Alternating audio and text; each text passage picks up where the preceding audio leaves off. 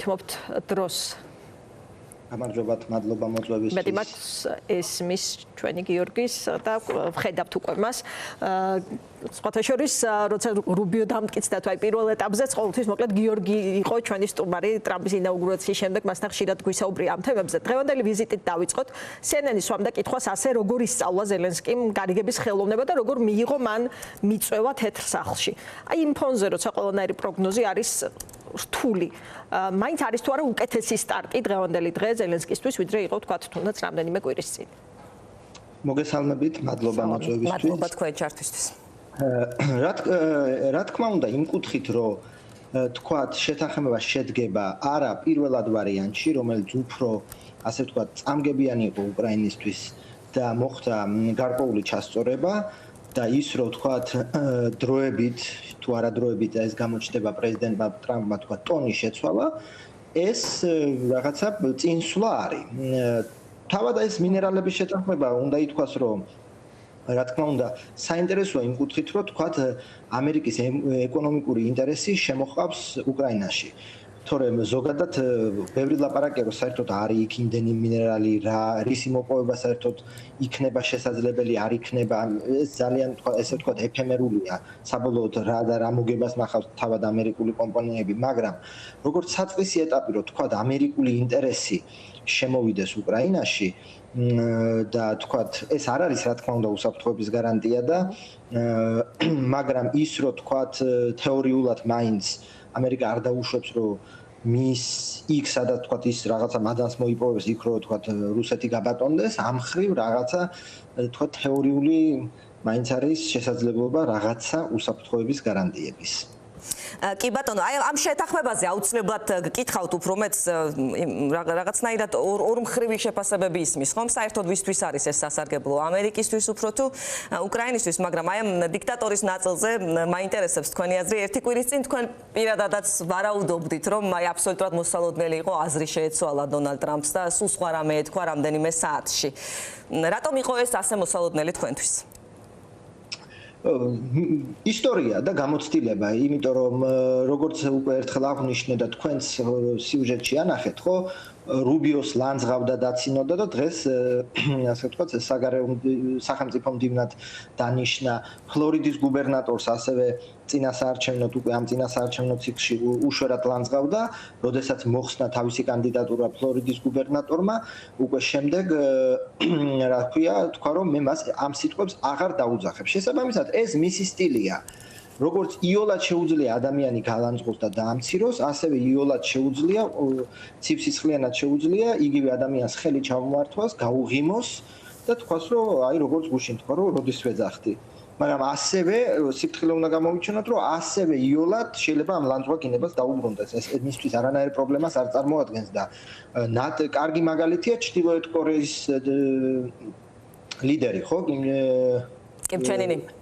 ხო, რომელსაც ჯერ დასცინოდა, შემდეგ სამიტებით ჩაატარეს და ორი სამიტი ჰქონდათ ხელი ჩამოართვეს და ერთმანეთს რაღაც წერილებს წერდნენ, მაგრამ რეალურად ხო არაფერი შეიცვალა. ჩრდილოეთ კორეა ისევ უფლობს ბირთვულ იარაღს, არ განიარაღებულა და ახლა როგორც ვიცით, უკვე რუსეთში აგზავნის ჯარისკაცებს. შესაბამისად, პოლიტიკა და საგარეო პოლიტიკა უფრო მეტია ვიდრე განცხადებები. ამის თქმით.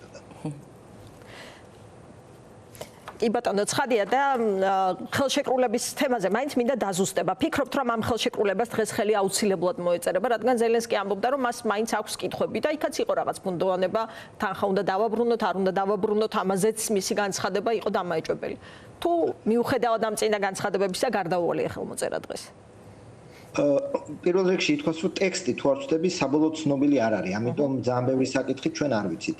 გონია, რომ ხელი მოეწერება, იმიტომ რომ არ იყოს, ასე ვთქვათ, 99.9% ტექსტის შეთანხმებული, ზელენსკის არ მიიწვევდნენ ერთ სახლში. ხო, ჩვენ ვიცით, რომ უმაღლესი დონის შეხვედრები რეალურად არის დაგვირგვინება პროცესის, ხო? იქ ხო არ ხდება ეხლა წერტილმძიმის განხილვა, იქ ხდება უკვე პოლიტიკური გადაწყვეტილების მიღება. შესაბამისად, მეორე მხრივ არ ამგონია ზელენსკი ეხლა იმ მდგომარეობაში იყოს, რომ თეთრ სახლში უარი უთხრას ამერიკის პრეზიდენტს.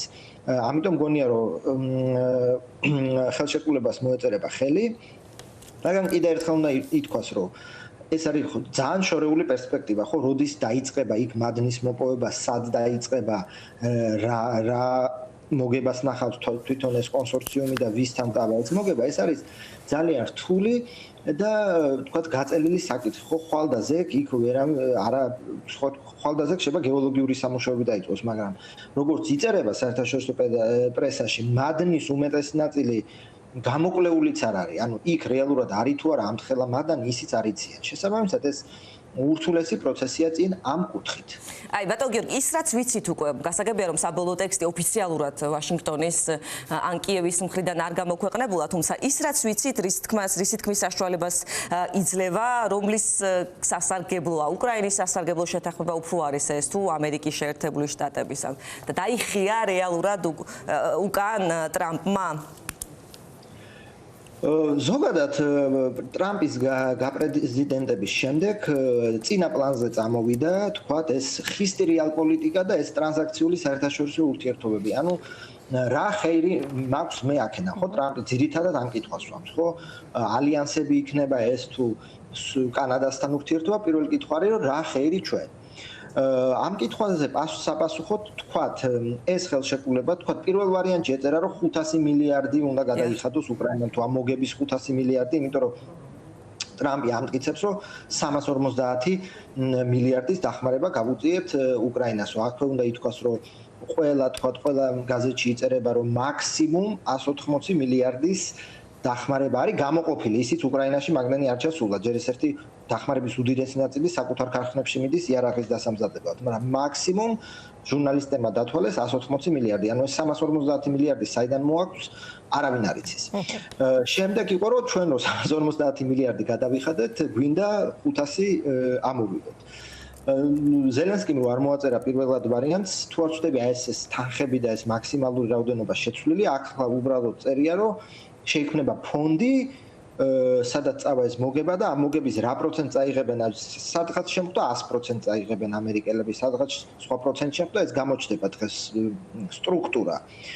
რეალურად რა თქმა უნდა ეს თუ კიდევ ერთხელ ვთქვა, თუ დაიწყო მოპოვება, იქ აღმოჩნდა ის მადანი იშვიათი ლითონების, რაც ვთქვათ, ნავარაუდებია, რა თქმა უნდა ეს ამერიკისთვის ხელსაყრელია ეკონომიკურად, ხოლო უკრაინისთვის ხელსაყრელობას რაც შეეხება, ვთქვათ, პირდაპირ ხა 10 წლეულები უკრაინას შეიძლება ეს მადანი ვერ მოეპოვებინა, ხო? იმიტომ რომ ნუ გასაგებია.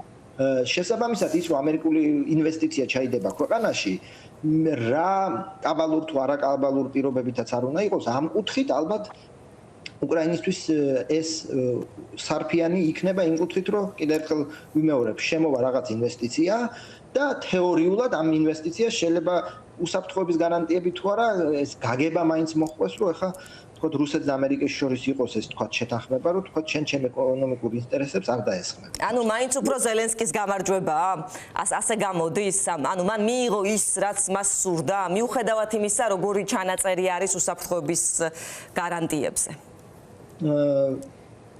როგორც ცნობილია პრესიდან, დეკემბერში თუ როდესაც ჯერ ტრამპი პრეზიდენტიც არ იყო, თავად ზელენსკიმ შესთავაზა ტრამპს ეს მინერალების შეთანხმება, რომ როგორღაც დაინტერესებინა, კიდევ ერთხელ ვიმეორებ, ხო, დაბრუნდა ეს ტრანზაქციული საერთაშორისო ურთიერთობები, სადაც ტრამპი მთავარ კითხვას swams რა ხეირი მე და აი ამ შემთხვევაში დემოკრატიის დაცვა და ესეთი არგუმენტები სუვერენულ სახელმწიფოს ტერიტორიულ მთლიანობა ტრამპზე მაინდა-მაინც არ მოქმედებს.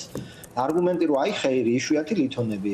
შესაბამისად ამ კუთხით შეიძლება იყოს წარმატება ამერიკის თქვათ ინტერესის ჭალებში დაბმა უკრაინაში ამ კუთხით შეიძლება იყოს. თუმცა კიდევ ერთხელ ამბობ, ხა ეკონომიკური საკითხი, ვინ რამდენს წაიღებს და ვინ რამდენს მოიპოვებს და უკრაინის ხაზინაში რა დარჩება, ეს დღეს ალბათ გამოქვეყნება და ყველა გავიგებთ, მაგრამ აქ ხო პოლიტიკური შემადგენელი უფრო მნიშვნელოვანია. ყველას ესმის, რომ ხა დიდი ეკონომიკურ მოგებას ალბათ უკრაინა ამ ლითონების მოპოვებისგან ვერ ნახავს. კი ბატონო, ერთ-ერთ დავამატებ რეპლიკის სახით, ანუ ფაქტობრივად აი CNN-ის ეს სათაური, როგორ ისწავლა ზელენსკი მოლაპარაკებების ხელოვნება და როგორ მიიღო მიწვევა თეთრ სახლში, გამართლებულია, ასეთ შეიძლება ითქვას. კი ბატონო, ანუ სჭირდება მიდგომა. აი გუშინ ხომ ნახეთ მაგალითად, რომ ბრიტანეთის პრემიერ-მინისტრმა საკუთარ ჯიბიდან ამოიღო და მისცა მეფე ჩარლზ მესამის მოწვევა ტრამპს. ხო, ეგ შეეძლო კამერების წინ არ მიეცა ხო საერთოდ, მაგრამ ეს ერთი სიმბოლიზმი და მეორე იციან რომ ტრამპს ესეთი რაღაცები თქვათ კარგად მოქმედებს ნარცისიზმიდან და ეგოდან გამომდინარე, რაც ტრამპს აქვს ბუნებრივია. შესაბამისად, ეს გარკვეული მიდგომა საჭიროა, მაგრამ არ უნდა დაგვაუწყდეს, რომ ყველა მიდგომების და ასე ვთქვათ, მიუხედავად არ იცვლება აქ ძალთა ბალანსი და თქვათ, მთავარი გეოპოლიტიკური მოცემულობები არ იცვლება. შესაბამისად, იქნება ეს შეთანხმება ლითონებზე თუ არ იქნება, ამერიკის ხარდაჭერა არის სამხედრო მხარდაჭერა არის უმნიშვნელოვანესი უკრაინისთვის, ეს იარაღის მე მგონი 60%-ზე მეც აწვის, ხო?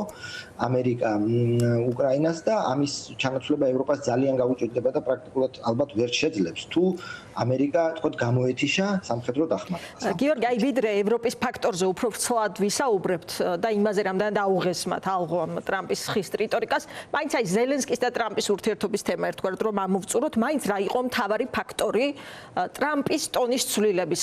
მისი ხასიათი ალბათ საკმარისი არგუმენტი არ არის, რომ ხშირად იცვლის ხომ რიტორიკას. ანუ როგორ მივიდა დიქტატორი ზელენსკიდან, ისეთ ზელენსკიდან, რომელსაც აღარ ახსოვს, რა თქვა, ეს პატარა პოლიტიკური ამნეზია, რაც დაიმართა. აი ერთი წერტილიდან მეორემდე, როგორ მივიდა, რა იყო ფაქტორები. გარდა იმისა, რომ ხასიათი აქვს ესეთი სწრაფაცვალებადი.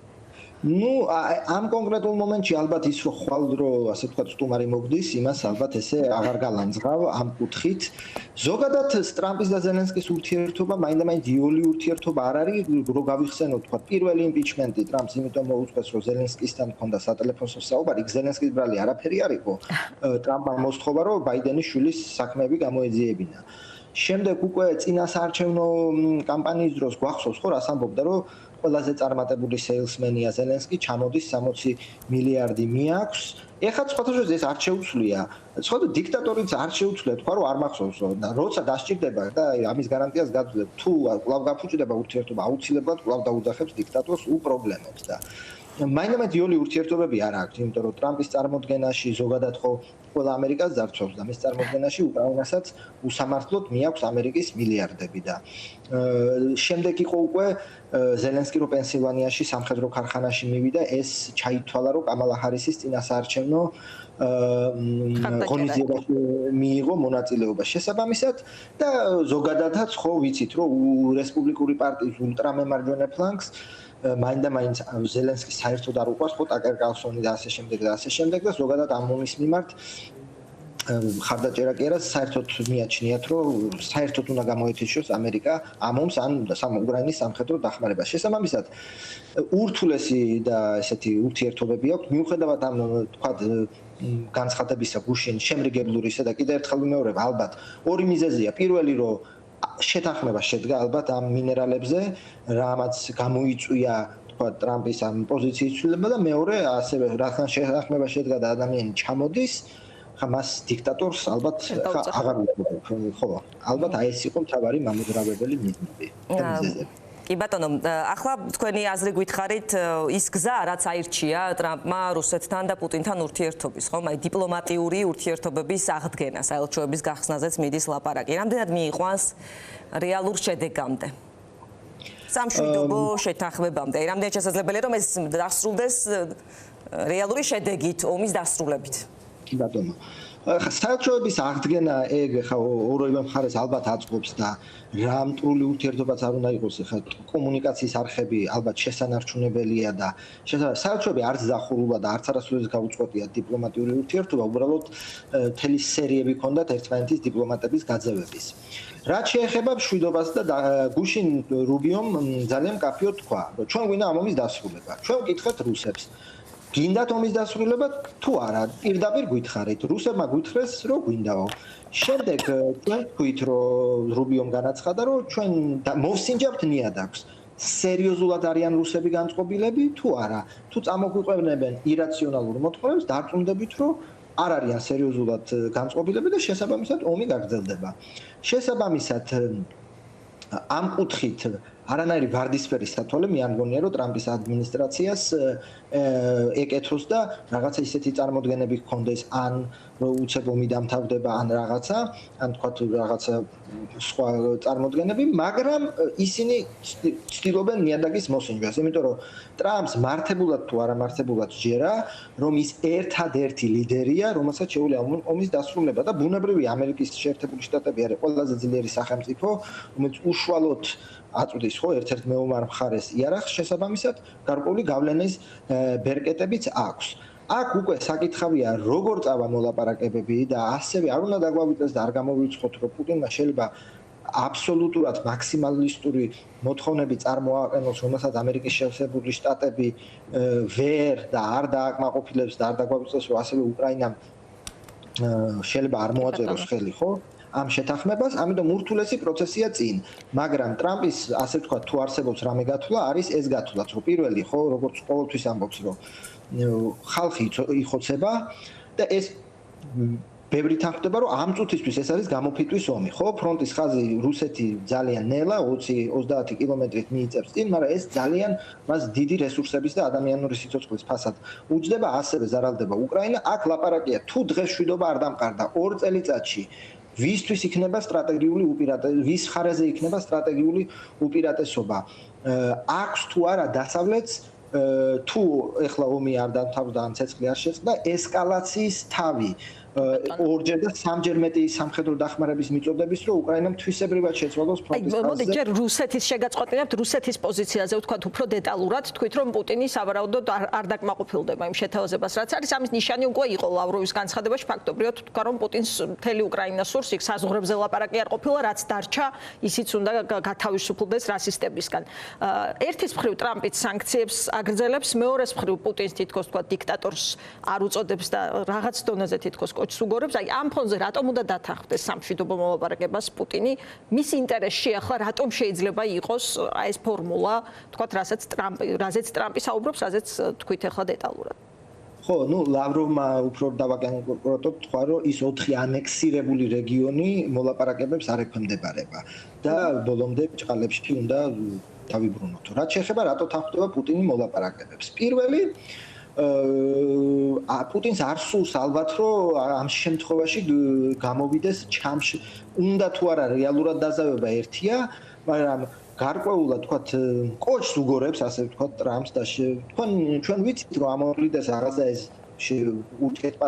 ტრამპს ყოველ შემთხვევაში ნამდვილად აქვს პუტინისადმი პატივისცემა, სხვადასხვა მიზეზის გამო გუშინაც განაცხადა, რომ მე რო ამ რუსეთის აგენტს მეძახდენო, ჩვენო ეს ერთად გავიარეთო ეს საკითხებიო და ტრამპს ეს გარკვეული ბრაზი არა პუტინისადმი, არამედ შიგნით დემოკრატებისადმი და ასე შემდეგ ჩარჩენილი აქვს მას, რომ აბრალებდნენ რუსეთთან კავშირებს და შეიძლება ამანაც დაახლოვათ, არ ვიცი. მაგრამ რო დაუბრუნდეთ იმ საკითხს პუტინს რა ხერი, მეორე არის სტრატეგიული მდგომარეობა, რაც ახლა მას ალბათ მეტი ინფორმაცია აქვს, რუსეთი რეალურად რა დღეშია. ხო, აქვს თუ არა რუსეთს რეალურად ომის 2 წლის გაგრძელების თავი და მეორე, თუ ეხლა არ ზავდება, გათვლები რომ თუ დასავლეთი კიდევ საკითხავია, შეძლებს თუ არა, მაგრამ თუ დასავლეთი წნეხს მოუმატებს, აქვს თუ არა რუსეთს შესაძლებლობა ამ წნეხს გაუძლოს. შესაბამისად, შეიძლება პუტინისთვისაც უფრო სარფიანი იყოს დღეს დაზავება ამ პრეზიდენტის პირობებში, როდესაც ამერიკელები საჯაროდ დეკლარირებული განცხადებით მზად არიან რაღაცა შეთანხმებაზე წამოვიდნენ, ვიდრე 2 წელიწადში რა იქნება, არც პუტინმა იცის, მაგრამ ეს ხო ეს არის ორლესული მახვილი, ერთის მხრივ შეიძლება მეორეს მხრივ პუტინი ითქვას, რომ თუ ეხლა არ დაზავდა, ან ეხლა მისი პირობები არ მიიღებს, 2 წელიწადში მისთვის უკეთესი სტრატეგიული მდგომარეობა იქნება. იმიტომ რომ კიდევ ერთხელ ვთქვათ, რომ თუ თქვათ არა ცეცხლის შეწყვეტა არ შედგა და ეს ომი ამ ტემპით გაგრძელდა და სტრატეგიული გარდატეხა არ მოხდა, თუ რუსეთი ამ ტაატით, მაგრამ გააგრძელებს თქვათ წინსვლას,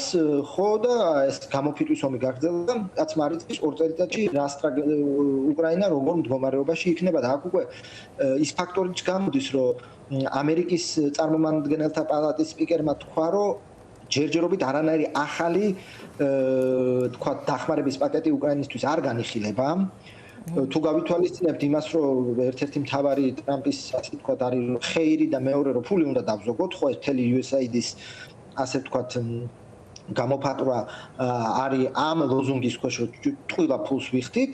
ასე და რესპუბლიკური პარტიის ნახევარი ისედაც ანტიუკრაინულად არის განწყობილი თუ მინიმუმ დაფინანსებას არ ემხრობა ტრამპს არანაირი ჯერჯერობით სურვილი რომ უკრაინას დამატებითი პაკეტი გამოუყოს დახმარების არ აქვს ეს გამოჩნდება კიდევ ერთხელ თუ ჩაიშლება მოლაპარაკებები მე რა იქნება მაგრამ ამ კუთხით შევა პუტინი თulis რომ დასავლეთში ასე ვთქვათ ნებისყოფა ან სურვილი რომ მეტი დახმარება გაუწიონ უკრაინას აღარ არის და შესაბამისად თუ გავაგრძელე ან თუ უფრო მაქსიმალისტური მოთხოვნები დავაყენე შეიძლება უფრო უკეთესი ხო თუმცა მეორე სცენარის მიხედვით შეიძლება მას მოუწიოს მათ შორის ევროპელი სამხედროების ევროპული კონტინგენტის დაშვებაზე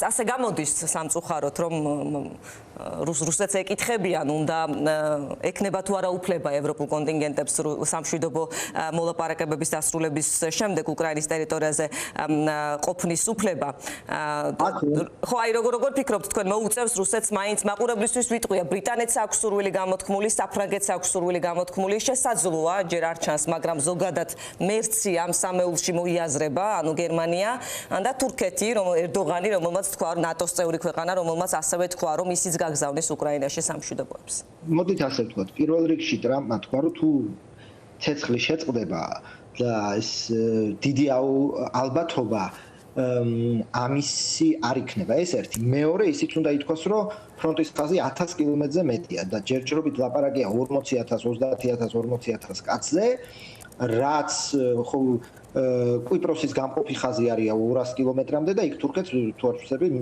მაგდენი თუ არა მეტი ჯარისკაცი უდგას იმ ტერიტორიაზე შესაბამისად და მესამე აქ ლაპარაკია რომ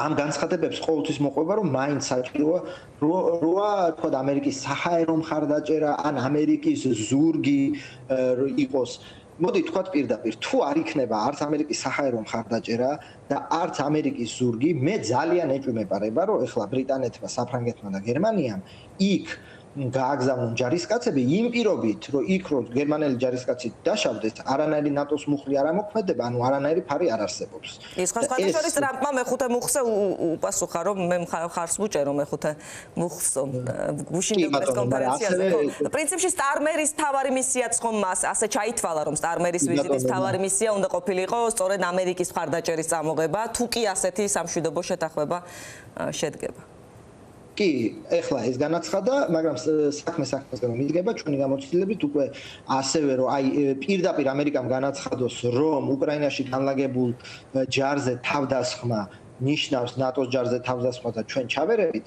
ჯერჯერობით ძალიან რთულად მოჩანს გასაგები მიზეზის გამო ხო არ სურს ამ ეს თავდაცვის მინისტრმა პირდაპირ განაცხადა. ეხლა ჩვენებები იცვლება დღის მიხედვით და მაგრამ რეალობა ჯერჯერობით ასეთია შესაბამისად ეს სამშვიდობო კონტინგენტი ჯერჯერობით ძალიან სათულოდ მოჩანს თუ არ იქნება ამერიკის ზურგი თუ იქნება შეიძლება უფრო მაგრამ აქ ხო მარტო ამერიკის ზურგი არ არის აქ შიდა პოლიტიკური საკითხიც არის ამ ქვეყნებში საზოგადოებრივი აზრი არსებობს და გაგზავნა იულია მაგრამ პირველი 10 კაცი რო დაეღუპება რომელიმე ქვეყანას და იქ ქვეყნის შიგნით დემონსტრაციები დაიწყება და ულტრამემარჯვენე პარტიები რომელიც ისედაც გაძლიერების გზას ადგანან უფრო თქვათ გაძლიერდებიან რომ დაიწყება იქ მოთქმა რომ რატო ვდგავარ და ჩვენი ხალხი იღუპება და ასე შემდეგ ამიტომ ეს ურთულესი საკითხია ეს ძალიან რთული და კომპლექსური მრავალმხრივ კომპლექსური საკითხია ჩვენ გვახსოვს ხო პირველი ხო არ არის ოდესაში რო აპირებდა მაკრონი ჯარის გაგზავნას და ასე შემდეგ შესაბამისად ეს განცხადებებად მაგრამ ჯერ ძალიან ადრეა რომ ეხა იქ სამშვიდობო ძალები განთავსდეს რა მანდატით როგორ რა პირობით შეიარაღებით თუ შეიარაღების გარეშე შესაბამისად ეს ძალიან შორეული პერსპექტივაა კი ბატონო და კიდევ ერთი განცხადება ტრამპის რომ უკრაინამ ნატო უნდა დაივიწყოს. ეს როგორ უნდა გავიგოთ მათ შორის ჩვენს საქართველოში? პირველ რიგში ეს კიდევ ერთხელ რომ გავიმეორო ეს ხისტი საგარეო ესე იგი რეალ პოლიტიკის დაბრუნება თუ ასე თქვა სცენაზე წინა პლანზე გამოსვლა სამართლიანობისთვის უნდა აღინიშნოს რომ არც ბაიდენის ადმინისტრაცია თავს არ იკლავდა ამ საკითხით რეალურად ხო არც და პირდაპირ უნდა ითქვას რომ არც ბაიდენის ადმინისტრაცია არ აპირებდა უკრაინის ნატოში მიღებას ამის ყველა საჯარო თუ ფარული განცხადებები და ნიშანი გვაქვს ტრამპმა უბრალოდ ეს ხისტად და პირდაპირ თქვა რომ ეს უნდა დაივიწყოს. რეალურად ეს არა ამერიკის პოლიტიკის ცვლილება არ არის, უფრო არის ასე ვთქვათ ორაზროვნების დასრულება. ასე ვთქვათ, ქონდათ თქვათ იყო იმ საჯარო განცხადებებში. და შესაბამისად ეს ჩვენზე როგორ აისახება, თუ მაინდა-მაინც კარგად არა, ალბათ იმიტომ რომ სადაც იმ ბუხარესტის მემორანდუმში ჩვენ და უკრაინა მოვიაზრებოდით და თუ ხა ვთქვათ რა პირდაპირ თუ უკრაინის ნატოში ინტეგრაცია ასე ვთქვათ დასრულდა ან პერსპექტივა დასრულდა, ჩვენ არ ამგონია ხა სხვა რაღაცა გზაზე გაგვიყვანონ ან ჩვენ უფრო იოლად მიგვიღონ, ხო? არანაირი ასე ვთქვათ ისე საერთოდ თავად ნატოს მომავალზეც არსებობს, ხომ? დაისვა კითხვები. ნატოს მომავალზე არსებობს კითხვები, თუმცა აქ მე ვფიქრობ, რომ ეს გაზვიადებული ლაპარაკი, რომ ნატოს დაშლი ჯერ ვერ დაშლის, ამის იურიდიული უფლება არ აქვს. მაგრამ ამის მიღმა რომ არ დაიცავს რასიზმს, არის ეს შიში და ვარაუდი, მაგრამ მე მაინც მგონია რომ არც ნატოს დაშლის, რა თქმა უნდა, იქნება მუდმივი წუწუნი, რომ ფულს არ იხდით და მოთხოვნა რომ მეტი ფული გადაიხადეთ, მაგრამ ნატოს არ დაშლის. მე ამის კიდე გამოჩნდება, მაგრამ არ მგონია, ეხლა გააკეთოს და ჯერ სენატის თანხმობა ჭირდება დე იურე და დე ფაქტოთაც ბატონო პარალელურად არის ევროპის ლიდერების განცხადებები, მათ შორის მუდმივი განცხადებები უსაფრთხოებაზე, ის რომ ევროპამ თავად უნდა შეძლოს დამოუკიდებლად უსაფრთხოების ახალ არქიტექტურაზე ფიქრი, ახალ კონცეფციაზე, ესეც რაზე მეტყველებს. ეს რამდენი წელია ჩვენ გვესმის, რომ ევროპამ ნატოს ალტერნატივა უნდა შექმნას. ეს რა თქმა უნდა საჭირო დროული განცხადებებია და უფრო ადრეც უნდა ეფიქრათ, მაგრამ აქაც უნდა ითქვას, რომ ეს რომ ასე იოლად კეთდებოდეს, აქამდე გააკეთებდნენ. ევროპის ნატო ვერ და არ იქნება რამდენიმე მიზეზის გამო. პირველი, ხო, ჯერჯერობით ევროპის უსაფრთხოებისთვის ამერიკა არის ჩაუნაცვლებელი, იმიტომ რომ თუ თეორიულად რომ დავუშვებთ, რომ ამერიკის ჯარი გადის, რამდენად ესე იგი ევროპას მოუწევს თავდაცვის ხარჯების რამდენად გასდა და ეს გასდაც ხო ფული ჰაერიდან არ მოდის. ან ვალი უნდა აიღონ, რაც პრობლემატურია, ან გადასახადები უნდა გაზარდონ, ან არსებულ ბიუჯეტში თქვა სოციალურ ხარჯებს მოაკლონ და ეს თითოეულ ევროპის შიდა ქვეყანაში ურთულესი გამოწვევების წინაშე დააყენებს თქვათ თითოეულ მთავრობას, ხო? გერმანიის ეს არჩევნები იმიტომ დაინიშნა, რომ იქ რაღაცა ვალის აღებაზე ვერ შეთანხმდნენ და იქ ვის რამდენი უნდა გამოუყონ, ვერ შეთანხმდნენ. შესაბამისად, ეს არც ისე იოლის საკითხი განცხადებებად, მაგრამ ასე ვთქვათ, რემილიტარიზაცია ან რაღაცა სამხედრო ამერიკისგან დამოუკიდებელი სამხედრო ალიანსი, როგორც ასევე რომ თქვათ უკრაინის დახმარება, ხო? როცა არის ამერიკის ზურგი, შენ გაქვს თავისუფლება ამ ევროპის ქვეყნებს, რომ შენი სამხედრო მარაგები დაცალო, ან იმაზე მეტი მიცე, ვიდრე თქვათ სხვა დროს მიცემდი, იმიტომ რომ იცი რომ ამერიკის ზურგი ამერიკის ზურგი თუ მოიხსნა, კიდე საკითხავი ეს ევროპის ქვეყნები რამდენად შეძლებენ უკრაინის იმ მასშტაბით დახმარებას, რასაც ახლა აკეთებენ, იმიტომ რომ აქ უკვე არის რომ არა მარტო უკრაინას უნდა დავახმარო, არამედ ჩემი უსაფრთხოებაზეც უნდა ვიზრუნო, მაშინ უნდა სამხედრო წარმოება გაორმაგდეს და გასამაგდეს და ის ყმადაღებული მილიონი ჭურვის საკითხი არ იყოს, რომელიც ბოლოს მისცეს ზელენსკის, მაგრამ დაგვიანებით. ხან საწოლის. გიორგი, ბოლოს გვითხარით სტარმერის და მაკრონის ვიზიტის შედეგებზეც. გარდა იმისა, რაც ვნახეთ, ურთიერთშექება, კომპლიმენტები, რა შეიძლება ჩაითვალოს ამ ორი ვიზიტის რეალურ შედეგად? თან იმ ფონზე რომ რუსეთთან დიალოგი ერთ-ერთი ფაქტობრივად ევროპის გარეშე დაიწყო რაღაც თითქოს მათი უგულებელყოფით. ალბათ ამ ვიზიტის თავარი შედეგი არის, რომ ტრანსატლანტიკური ურთიერთობების ასე ვთქვათ გამხნევება, გაცოცხლება ან შენარჩუნება თავარი შედეგი. ალბათ ინფორმაციის გაცვლა. რამე შეთანხმება მოხდა თუ არა, ვერ გეტყვით, იმიტომ რომ როგორც ვიცით, ყველა სატარიფო ომსაც აგრძელებს, ანუ ევროპას კიდე პირდება ტარიფების დაწესებას, ბრიტანეთზე თქვენ რომ მოვიფიქრებთ, ანუ ზუსტად არ ვიცით, იქნება თუ არა ტარიფები. ალბათ იყო ეს, ალბათ იყო თქვათ ნატოს არსებული ტერიტორიის დაცვის პირობის მიღება და ალბათ ტრამპმა პირობა მიიღო, რომ ჩვენ გადავიხდით. ალბათ იყო უკრაინის ლობირება და შეიძლება ესეც იყო ეს ტრამპის ტონის შემცირების საკითხი და შეიძლება იყო ასე ვთქვათ ინფორმაციის გაცვლა ელ-რიადში რა მოხდა. ეხლა მოთხოვნა რომ იმ ელ-რიადში იმ მაგიდასთან კიდე 28 ევროპული სახელმწიფო იჯდეს, ცოტა არარეალურია. შესაბამისად ალბათ იყო უფრო ინფორმაციის გაცვლა და ასევე დამტკიცება რომ ჩვენ ჯერ კიდევ მეგობრები ვართ.